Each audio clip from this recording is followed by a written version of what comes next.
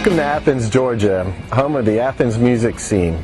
We're standing here in front of the fabulous 40 Watt Club at 285 West Washington Street. This is currently the 6th location of this world-famous venue. The 40 Watt began its life in this building on College Avenue on the 3rd floor where future Pylon drummer Curtis Crow was living. He threw a huge Halloween party here in 1978, the only illumination being a single 40 Watt bulb. The name stuck and the parties continued. In 1980, as the music scene grew, the club moved across the street on the 2nd story above what was then the Sub and Steak Sandwich Shop. It is now Starbucks on the corner of College Avenue and Broad Street, overlooking the University Arch. This location was called the 40 Watt Club East.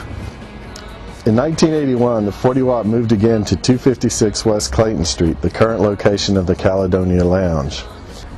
In 1984, again, once having outgrown its location, it moved to Broad Street and became known as the 40 Watt Club Uptown. This club was the location for the filming of the seminal Athens music scene documentary, Athens, Georgia, Inside Out. The 40 Watt was again located briefly on Clayton Street, and in 1990 it moved to its current location here on Washington Street. They're open every night.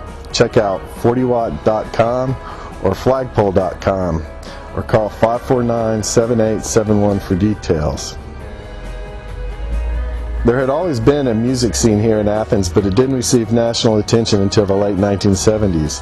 The Athens music scene as we know it began when the B-52s performed their very first show at a party on Valentine's Day in 1977.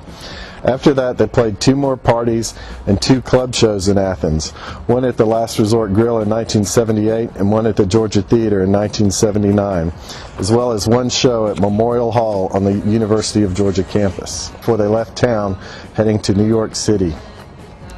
A few years later, in April 1980, a birthday party was held at the church, and my band, the Side Effects, played their very first show, opening for a then unnamed band playing their first show. The band later became known around the world as REM. Athens is full of sights familiar to REM fans. In 1984, they released their first album, Murmur. The cover of Murmur, a photo depicting a field overgrown with kudzu, was shot at a location off Boulevard near the railroad tracks. The photo of the railroad trestle on the back cover was shot in Dudley Park. Near the trestle is another site associated with REM, Weaver D's Restaurant. Weaver D's provided the title for the album, Automatic for the People, which came out in the early 90s. Every June, Athens is taken over by music fans of all ages during AthFest, which is a 5-day festival that includes hundreds of shows, 2 outdoor stages for free shows, Kids Fest, Arts Fest, and many other activities. If you're coming to Athens to visit, check with Classic City Tours to see if my Athens Music History Tour is being offered while you're here. One more thing, you can't leave Athens without seeing some live music. So pick up a flagpole and pick a band, any band, and have a good time.